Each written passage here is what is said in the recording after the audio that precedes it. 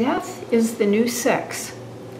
In the 1800s, people did not talk about sex except in euphemisms, but death was an everyday occurrence. When someone was dying, you didn't say they're passing, you were saying they're dying.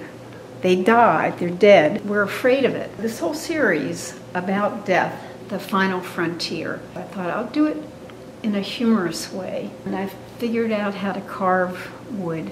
And I made these little caskets, and each one commemorates somebody that had an interesting life and a visual life, like Coco Chanel during World War II. She was living at the Ritz with a Nazi officer. When the war ended, she was in disgrace. She moved to Switzerland for a few years, but eventually moved back, and the house of Chanel thrived. And I tried to put a lot of detail into it, like the little Nazi emblem on the belt. Coffin handles that the pallbearers would use, they're the intertwined C's, which was her logo. Le Corbusier, who was famous for building on little pylons. John Montague, Earl of Sandwich. Roy Lichtenstein. André Lenotre, a French landscape architect and did Versailles. Julia Child, who was American but French in spirit. Fred Astaire, casket of the unknown soldier. You see the stars, see a little peace sign. Gas tax about our oil dependence.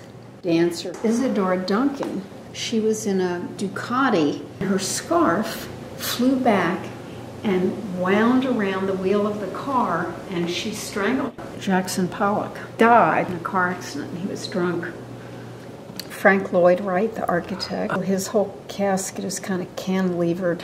Mata Hari, there's a question whether she spied for the Germans or for the French. Picasso, I combined some of the classical elements for the casket handles. The harlequin pattern, the dove. Hellcat Maggie, she wore a string of ears and a necklace. I started the Final Frontier with these 30 caskets, and then I moved on to 6 mixed media wall pieces. This one is about legal methods of execution, and it's called Judicial Dispatch.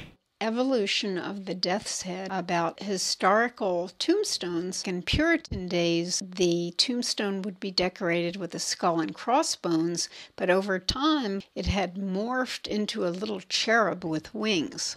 These 2 pieces are called Threnody 1 and 2, Threnody being a song of lamentation.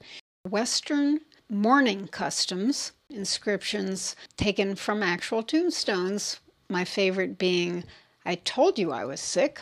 I will seize on a subject, and it has to become a series. My work has dealt with things that bother me: violence in America, death, and politics.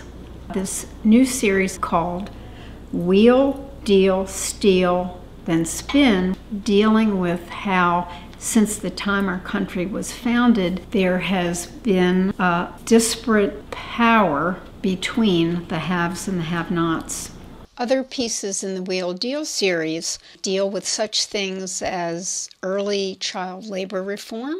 There's a piece called A Tea Party, which deals with propaganda and so-called patriotism. A lot of my earlier work dealt with profiling, with identity. The Mark portraits, 17 pieces. I had a photograph of my husband printed on really good paper, and then I overlaid the entire surface with hand-drawn media to change his clothing and the background to give him different identities. As a reformed English major, I think I've always brought the love of ideas, the love of words into the work. I think one thing that ties all of my work together is how there's always an element of repulsion and an element of attraction working together at the same time. An older series called Funked Defunct, about antique medical instruments. They're beautiful and they're iconic. And then you find out that it's actually an 18th century tool for the removal of a cancerous breast. That's been a constant, I think, in my work, that beauty and menace, beauty and menace.